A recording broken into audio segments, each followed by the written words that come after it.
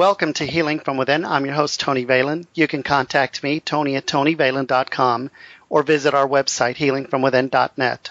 Follow the show on Twitter at TVHFW. The show is also available on iTunes and YouTube. Just search for Healing from Within with Tony Valen or look for the Tony Valen channel on YouTube. Joining us on today's show is Shari Hobson. Shari is a psychic medium, medical intuitive, and TV show host. You can learn more about Shari Hobson by going to ShariHobson.com, like Shari Hobson 31 on Facebook, and follow at Shari Hobson on Twitter. Shari, welcome to the show. Thank you so much, Tony. Thank you for having me today. Well, we're very excited to have you too. So I'm going to ask you the first question I always ask all my guests. What are your gifts and how did your journey begin? I have the gifts to be able to look at energy, look inside the body, look at energy to find out where energy actually began, how it began in the soul's journey, to look at their Akashic records and actually clear some of that energy from past lives through the aspects of portals and fragmentations and that the soul is currently engaging in their current life. And so my gifts really are very much empathic, very much clairvoyant and psychic, and touch. I cover quite a large group of different gifts that I have been working on for a number of years now. Interesting. Now, when you work with your gifts that you just mentioned, does that work with people's lives just now, or can you also do like medium work, like looking into people that have passed on and communicating with spirit, or is that different? I also do the mediumship as well. It comes up from reading to reading. From time to time, it does come up. It's not my main area that I focus in. I focus in more on what the soul's progression is in life, why they haven't been able to obtain what they're actually looking to obtain, what's blocking them from actually achieving their desires. That's my main passion that I have. But I do have the capability of getting to talk to those that have crossed over and joining people together that way. When you look into past lives, on average, would you say that people live many lives, or how many lives have you come across so far with at least one client? Because of what I look for in my clients and what I call out to the universe to actually bring to me, I usually work with the older souls, not so much the younger souls. Mm-hmm.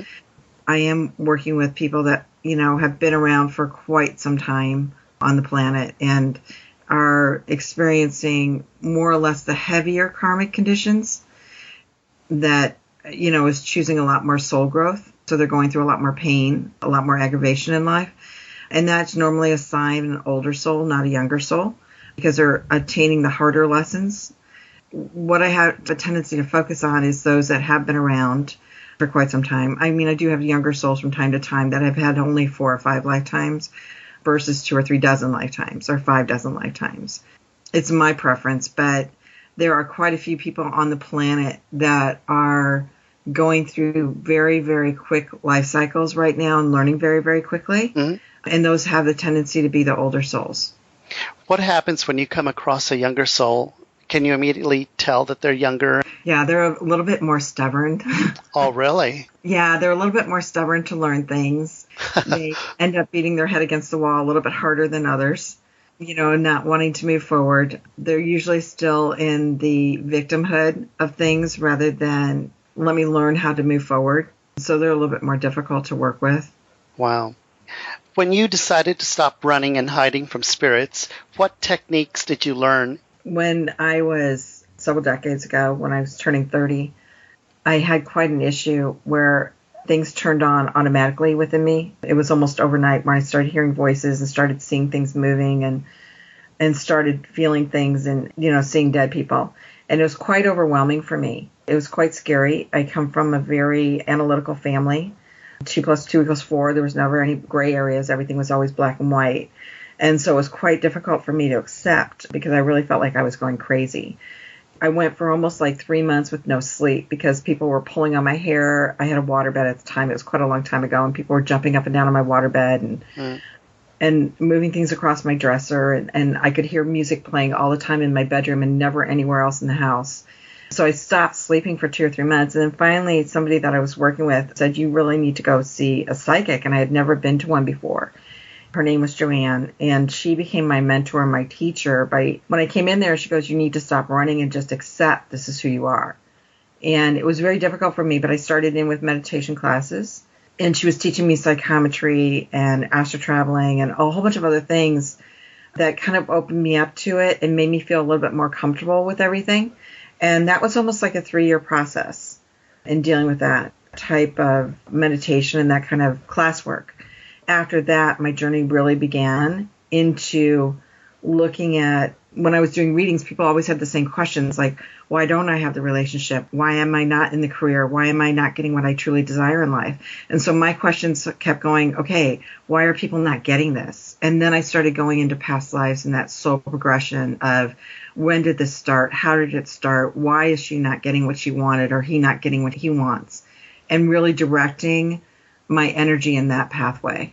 And she really took me down that path and really taught me a lot about being able to look at energy in a much different way. Yeah. I have certain people that email me, listeners. And one of the questions they say is, I feel like I'm opening up, feel like I'm on the brink of becoming psychic or whatever. She says, but how do I know what the difference would be in making sure that I'm not losing my mind and that I'm actually becoming sensitive? How would you answer that? I've done a lot of psychic development classes. I haven't done them lately in the last 4 or 5 years, but I taught psychic development for quite some time. At the time, that's what I really thought. I'm like, okay, I'm going crazy. This is really insane, all the stuff that's going on around me. It feels as if you're such an outsider, as if you're so not normal, when that kind of stuff happens. One of the things I really taught people is that the psychic development becomes a lot stronger when you have validation. If you just think that you're having, that you've been just watching too much TV and you're just imagining things, then you push it away because you're negating it and you're not allowing that connection to become stronger. You always have to work with somebody to have the validation. You always have to ask, why am I receiving this message? Why am I receiving it now? What is it that you're trying to teach me? Because normally when people are receiving the message, it is your guides and your spirits on the other side trying to teach you something. And so you have to look at what the core is in the message that you're receiving, because it is a message for you as well. Tell us about the Akashic records. How and why are they important to us? The Akashic records are the soul patterns that are kept within our DNA. So Akashic records are more or less the DNA and accessing the DNA of the soul, which is a little bit different than the physical DNA. The spiritual DNA holds all of our records as far as our memories of everything that we've accomplished, everything that we've grown and been able to ascend to.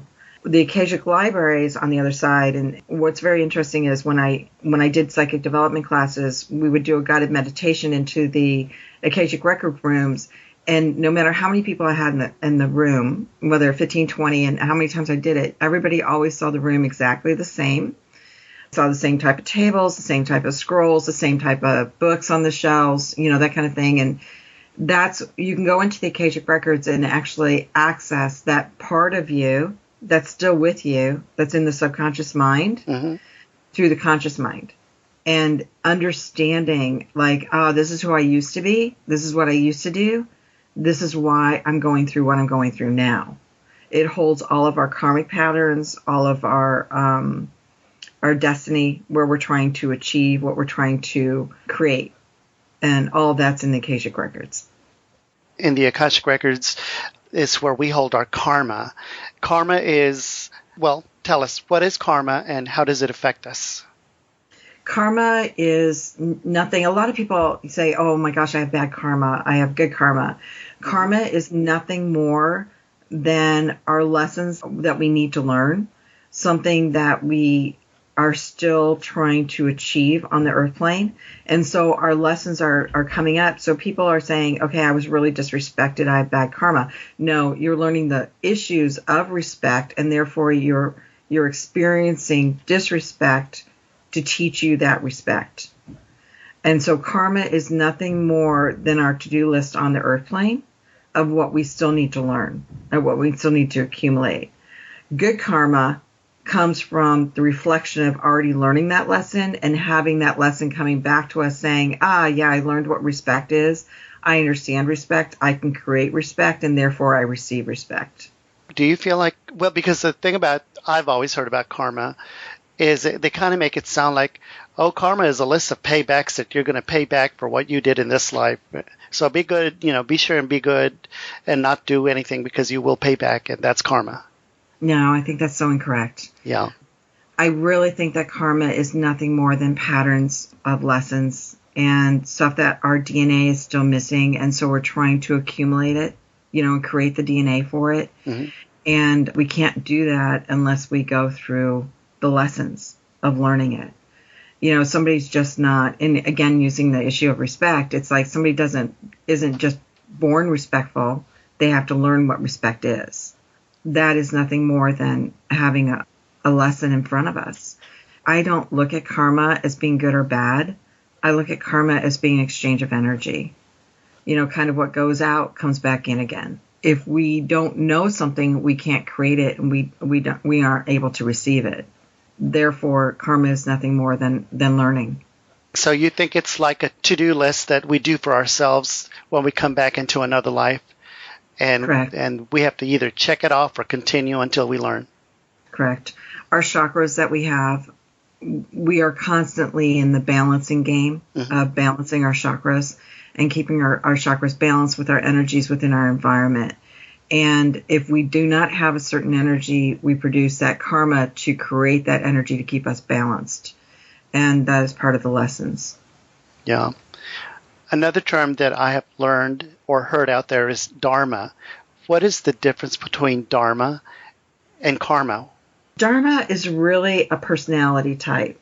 If somebody has that cheerleader type of personality where they're rah-rahing people versus somebody who's very analytical, 2 + 2, and their nose in the book, that's a different dharma in the way that they perceive life and the way that they react to life. That is what true dharma is. Tell us about your gifts as a medical intuitive. How do you work with this type of energy? As a medical intuitive, I work with a lot of doctors all over the world, and I've done a lot of work with a biochemist on cancer research. And one of the things is that I can sense and feel energies integrating in with the body. And I can see within the cell walls of what's going on within the cell of the body. If somebody has allergies to something, I can see, the body's not accepting it, it's rejecting it, and this is how it's reacting to this. Mm-hmm. It's also what emotion is behind a disease or illness. I can sense the organ and feel what emotion is within the organ and what is causing the blockage and what's causing the original aspect of the meridians or the chakras to break down to cause the disease in the first place. There's some times where doctors won't be able to get down to the bottom of what's really causing an illness. And so I can go back and actually find out where it's actually started, if it's not really in the thyroid, but maybe in the gallbladder, or not in the liver, but really in the lymphatic and showing up in the liver, but it started in the lymphatic. That is all the stuff that I do within the medical intuitive, that I can actually help doctors to actually see, okay, this is a phantom pain because it's actually a fragmentation from a past life, and it's affecting the body, and the doctor can't figure out what it is because it's phantom. And so I'll step in and actually help them, guide them a little bit in a different direction or into a deeper direction on it, and help them to not just put a Band-Aid on something, but actually heal it to stop what actually is creating it to begin in the first place. When you clear these bad energies, let's say that it's something physical going on with the body in this life, but it's actually from a past life, and you clear that energy, how long does it take before the person actually feels relief from that issue? It depends on exactly what it is, okay? And also, it depends on whether it's a fragmentation from a past life or a vortex from a past life in which they have fragmented themselves. We've all seen the ghost shows where they say the spirit walks up and down the hallway every day at the same time. That's actually somebody who is fragmented. They're existing there and they're existing here at the same time. And what's happened is they brought, and they can feel what they were experiencing in that lifetime into this lifetime. By clearing that, it's almost instantaneous. Okay. But for somebody who has an issue of like codependency and it's creating liver issues, to clear the energy off the liver, I also have to clear the thought process of the codependency and change their perspective of what codependency actually is, for them to stop creating the energy that's going into the liver. Because every thought that we have portrays itself into the body somehow. In order to move forward from that, in order to keep the energy clear, they actually also have to change their thought process. And I want to ask you to explain two terms that you used because the listeners may not understand. And to be honest with you, I'm also curious. What is the difference between a fragmentation and a vortex? Yeah, that's very, very interesting. A vortex is a chakra, and it could be a karmic chakra. We have many different chakra systems besides just the source chakras. And some people just know about the source chakras. If you're studying energy at all and understand the energy flow in the body, we have the crown, the throat, the solar plex chakra. All those chakras are what's called source chakras. But we also have other layers of chakra systems. And so we can have a karmic chakra, which is an emotional issue that was so traumatic that we opened up a chakra from that, and it will constantly create energy in a body. And that's really what a vortex is. It's a vortex of energy that's bringing in energy from a different place and time into that part of the body. A fragmentation is a split of a person's essence, where they're existing in two different time periods. Such as when you see, some people think that they're ghosts and they're not really ghosts. And ghosts and fragmentations are two different things. But people will see somebody walking down a highway and they say it's a ghost of Mary who died on the side of the highway, right? But it's really somebody who went through such a trauma that it was almost like a split, and they split part of their essence and they didn't let go of that time. It's almost like the same thing as somebody, for multiple personality disorders, right? Where the brain splits and it does it to protect itself. The soul does the same thing to protect itself. However, we're existing there and we're existing here at the same time. And so I'll have people get like phantom pains in their body when they trigger that same emotional aspect of what happened during that time that created the fragmentation. So all of a sudden, if they have separation anxiety, they'll go into the same injury that they had last time they had separation anxiety. And it'll be a phantom pain in the body where the doctors can't diagnose it. I had a client years ago that every time she got excited, she couldn't breathe, but yet she didn't have asthma and the doctors couldn't diagnose anything. Well, what happened is in a past life, she died in a tenement house where she ran up through the flights of stairs to go save some of her few possessions that she had. She suffocated and then couldn't breathe and died in the fire. And we were actually able to go back in through history and actually find that fire on the internet back in Massachusetts around 1900s. When I cleared it and cleared that fragmentation, then she had no longer had any breathing problems when she got excited.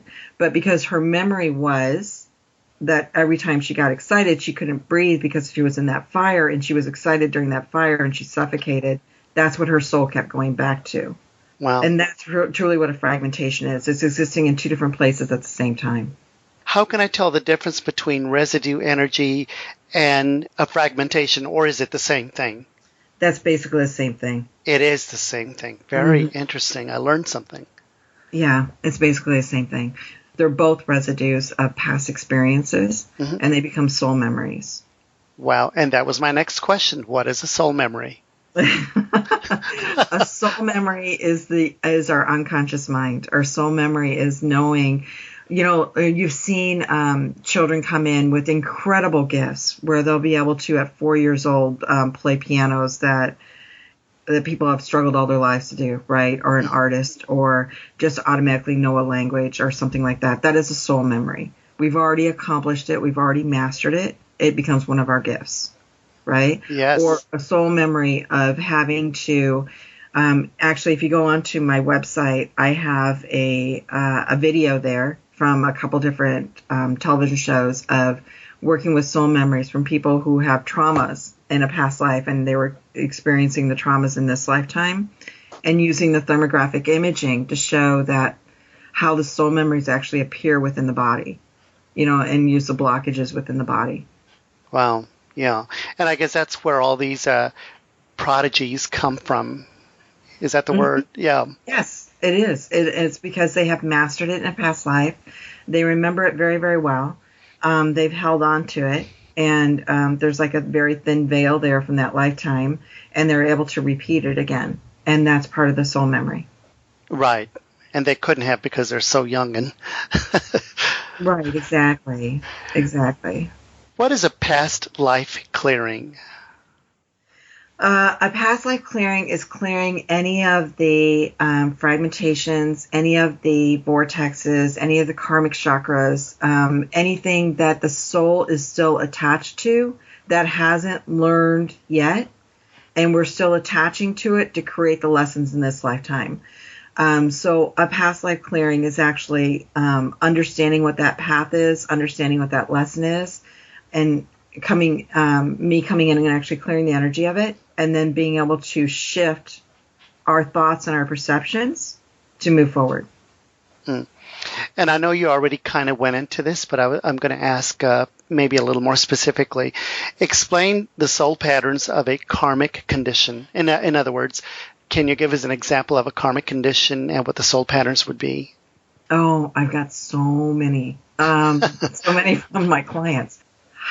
I'll give one that a lot of people have that know and struggle with a lot, and that's financial, right? Yeah.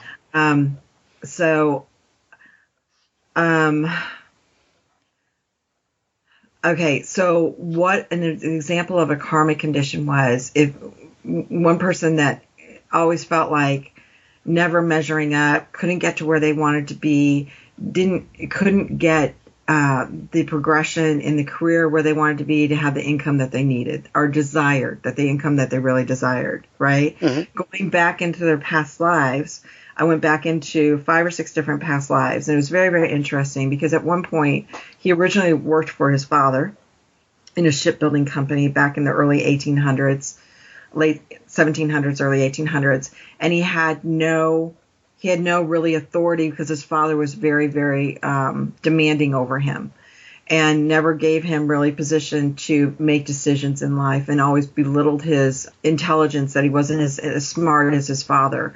And so in his lifetime after that, what happened is that he always had to prove his intelligence, prove that he was smarter than everyone else. And because he came from the lack of, he couldn't get the education that he desired. Whenever we come from the lack of anything, we create more lack of.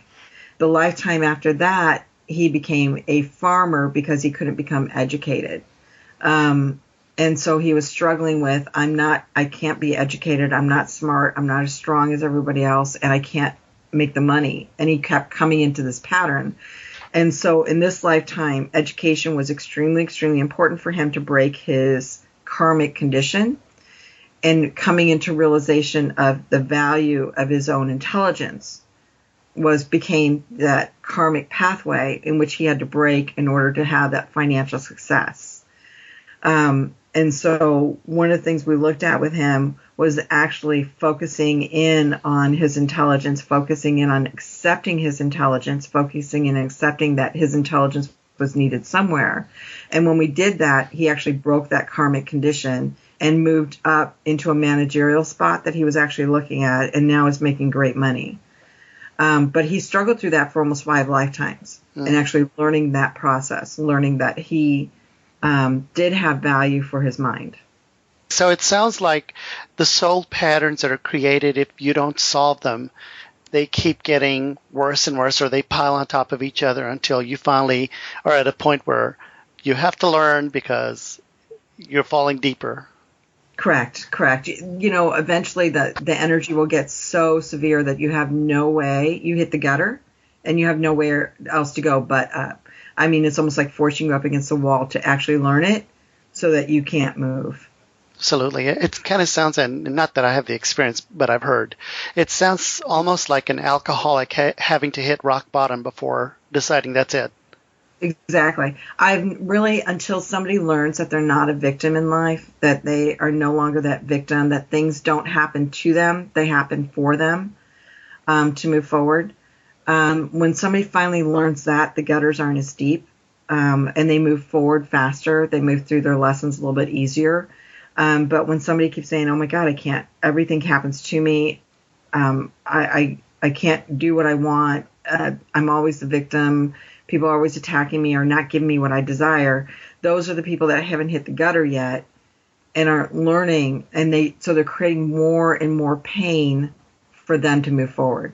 And that pain is always utilized as a catalyst for us. And to lessen that pain, to lessen those lessons, we look at, okay, what am I supposed to be learning here? What am I supposed to be doing? And understanding that you're creating it for your own benefit, for your own path to move forward, then everything falls away and gets much easier in life. Yes. This is Tony Valen, host of Healing from Within. You can contact me, Tony at TonyValen.com, or visit our website, healingfromwithin.net. Follow the show on Twitter at TVHFW. The show is also available on iTunes and YouTube. Just search Healing from Within with Tony Valen or look for the Tony Valen channel on YouTube. We're talking to our guest, Shari Hopson. Shari is an internationally known psychic medium, medical intuitive, author, and TV show host. You can learn more about Shari Hopson by going to sharihopson.com, like Shari Hopson 31 on Facebook, and follow at Shari Hopson on Twitter. Shari, tell us about your meditation CDs, Healing Pathway Guided Meditation. I have several CDs right now on my website that are available. The Healing CD is really, it's more energy based, where it can take you into a guided meditation, where it centers your energy, but it takes you into a special garden where you actually meet your spiritual doctor and actually help you to release things that you need to release in order to heal, in order to move forward, and balance out those energies again. And then the second part is actually teaching you to communicate with your spirit guides or your angels. And so you'll go into a different part of the garden where you're able to learn to connect deeper and actually receive messages from them. And then you'll also receive gifts from them. So that one is more, that CD is more of learning to connect on a deeper level and releasing energy on a deeper level. The other CD that I have available is Gateway to Past Lives. That's also available on there. And that one is you actually pick a person that you want to know your connections with, that you want to know where it started, and it takes you on a train ride into the past, where you actually get on a train and you actually, through the guided meditation, you get off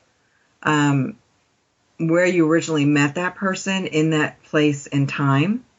And it shows you the relationship. It shows you where you're at and what you were doing at that time in your spirit. Shari, you are also an author, and I'm going to ask you about that. I don't know exactly where you are in that process. Can you tell us? Yes, I'm currently working on several different books, and currently writing different books on master soul groups and karmic patterns, and working on that. I've had a lot of articles published regarding soul memories, and I have some of those on the website that you can actually read and download. Also been a contributing author for Destiny versus Fate, which is looking at creating your destiny versus having things happen to you. And it's really, looking at the difference between the two. Wow. I've never thought about that. Mm-hmm. So creating destiny instead of fate. Correct. It's like more of, was this predestined for you for it to happen, or did you really create it? And looking at the differences between the belief system between the two, and actually why and how things happen, that it's really not fate, that you've really created it at some place in time. I want my listeners to get to know who you are in 5 minutes or less. May I ask you some questions about yourself and to see how you see the world and the universe? Okay. Okay. It's not scary. The first question I have for you is, do you know your life's purpose? Yes, I know some of my life's purposes. I don't believe that anyone has one life purpose. I think that's mistaken. A lot of people thinking that they feel that unfulfillment because they think there's one life purpose and they don't know what it is. I know that we have many life purposes rather than just one.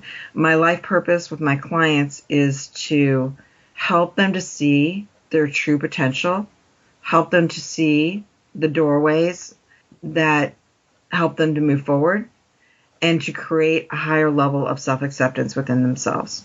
Very nice. What does intention mean to you? Intention means to me my desires and my aspirations. So when I set an intention for something, it is my goal in which I'm trying to achieve. What are your core values in your life that drive day-to-day decisions? I am a person of very, very strong faith because I do understand, and with all the energy work I've done, I've learned so much faith within my own self. And I think that that's really, really important. But my core value behind that faith is really understanding that what I put out to the universe is exactly what comes back to me. And so my core value is, how will that help me achieve a greater level to help other people achieve their greater level? And I know that that's a total circle of life, is when I achieve better, other people achieve better. When they achieve better, I achieve better. And that really is one of my core values of what I look at every time I go to do something. It's like, how does that help me help others? How does others help me? And come back around again. And, Shari, first of all, I want to thank you so much for doing that reading for me that you did. I really appreciate it, and it was very eye-opening for me. And I really have to say that you gave me a mantra that is so powerful to me that I'm going to share it with my listeners, and maybe they can use this in their everyday life as well. And it's the one where you told me to ask Spirit to show me how far I can go. That is just so, it just touches my soul. I can't even begin to tell you how it makes me feel. It opens doors. I have been very, very lucky. I think that was a lesson I learned very, very early in life. And I've been very, very lucky to have so many great teachers, around me, or great teachers put in front of me. And I have to say, and I know that Oprah is so many people's, mentor. But one of the things that she taught me, even in the early 80s, when I was struggling, before I became more of a counselor and stuff like that, I was struggling in life. And one of the things she really taught me is that there are no ceilings in which we can obtain. There are no ceilings in where we can go. I really think that when you look at life without having any ceilings, without having any limitations, it creates a whole new perception on your own purpose and in your own abilities. Right. And the last question, it's a tough question. What's next for Shari Hobson? My plate is so full. I am currently in the midst of writing 2 different books. I am in the works of filming another series of 6 programs, which will spin off on a lecture series as well. I do have my own radio show. I'm constantly having doors open in front of me. That's what's on my plate right now. Tell our listeners what your radio show is and where they can find it. My radio show is Being with Ron Ash. It's on Blog Talk as well, and it's on every other Monday morning. Wonderful. Well, Shari, I want to thank you very much for being on our show and giving us of your time and information. Thank you so much for having me. I really enjoyed it. Our thanks to Shari Hobson. Shari is an internationally known psychic medium, medical intuitive, author, and TV show host.